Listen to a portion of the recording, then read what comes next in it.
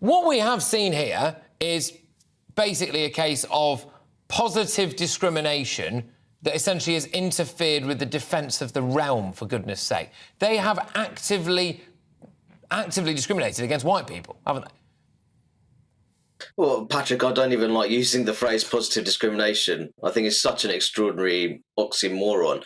What we've seen here is behaviour which clearly falls in the territory of being anti-male, anti-white, and anti-meritocracy in the Royal Air Force.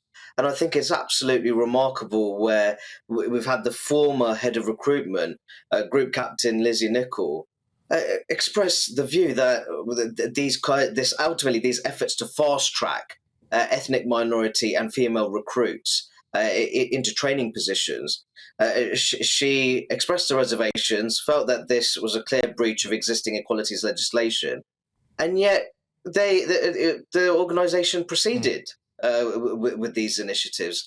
And I think that needs to be investigated itself, the kind of pressure that she was put under within the organisation. And as you say, Patrick, I think it's absolutely extraordinary that an organisation such as the Royal Air Force seems to be riddled with what we would consider to be radical identity politics.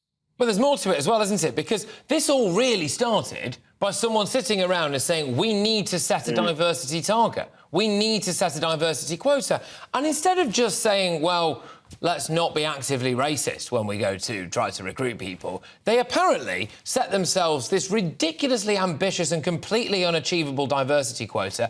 So as far as I can tell, so that at some point in a few years' time, some of the top brass at the RAF could stand in front of a recruitment poster that looked like the United Nations had met loose women, and then they can go, look, see what work we've done. Well, then they weren't able to actually achieve that, and so then they held back the number of white recruits as well. Having these targets to begin with is a problem, Rakib, is it not?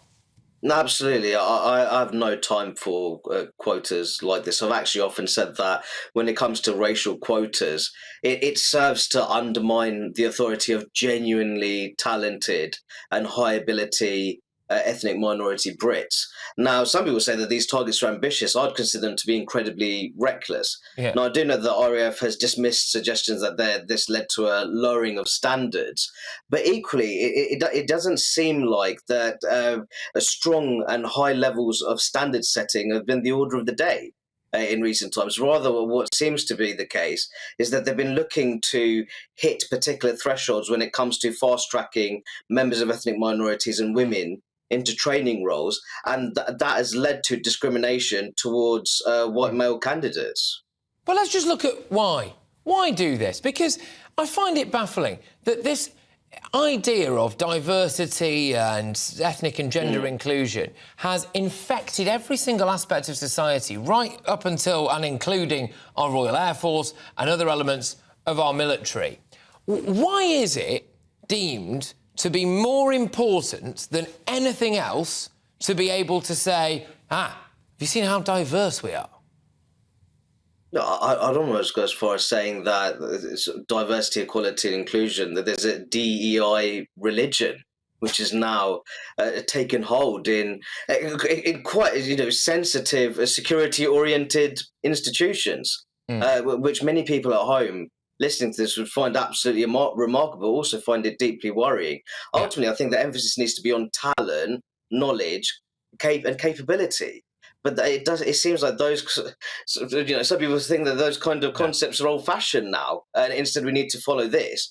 But I think what you run the risk of doing is fundamentally lowering standards in organisations which are responsible for our defence and security, and many people find that deeply troubling. Patrick. Well, I think I find it unacceptable, and also as well, describing some applicants as useless white men, useless white pilots. I mean, look, I don't know whether or not they were useless, in which case, I suppose, fine, but I'd hope not. But what's their race got to do with any of it as well? I find that bizarre. That, again, appears to be this notion, Rakib, that you can't be racist against white people. But I think that probably is a bit racist, isn't it?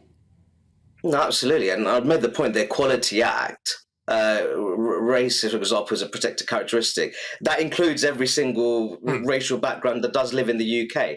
I think all too often people look at equalities legislation, they think that this only applies when it comes to protecting so-called oppressed minorities.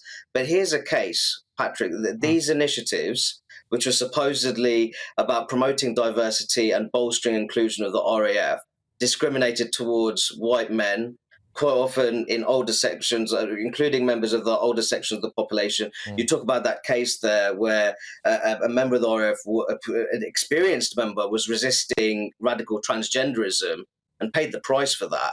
And I think these kind of cultural trends are deeply worrying, especially if they're taking place within organisations such as the Royal Air Force, Patrick. Yeah, absolutely. Just what you were alluding to there is actually, a colonel in the army, I believe, who basically said that he essentially thought that there were just two genders. And supposedly, anyway, there was some kind of investigation into this. And he's led a team of 60 troops in 306 hospital support regiment, alongside working as an NHS intensive care consultant, 2 tours of Afghanistan. He says he felt forced to retire 6 years earlier than planned, slashing his total army pension in the process because he was facing, a backlash for saying that women are women and men are men. I mean, what's that got to do with anything? I mean, realistically, it's just absolutely ridiculous. 14 years of unblemished service, poof, gone up in a puff of smoke because he thinks that someone with a penis can't be a woman. But Rakib, thank you very, very much. Always a pleasure. Great stuff. Rakib Ehsan, their social policy analyst. Now, I believe I have a statement here, which is the RAF's apology.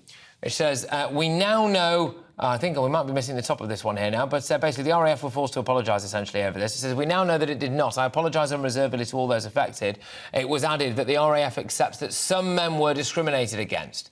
The group of 31 individuals who likely missed the opportunity to qualify for a £5,000 joining bonus, a golden handshake, if you will, are said to have been identified. They have been offered the award. But again, it makes you think, doesn't it? It just makes you think. If this is happening at the RAF, this is happening in our military, this is happening everywhere.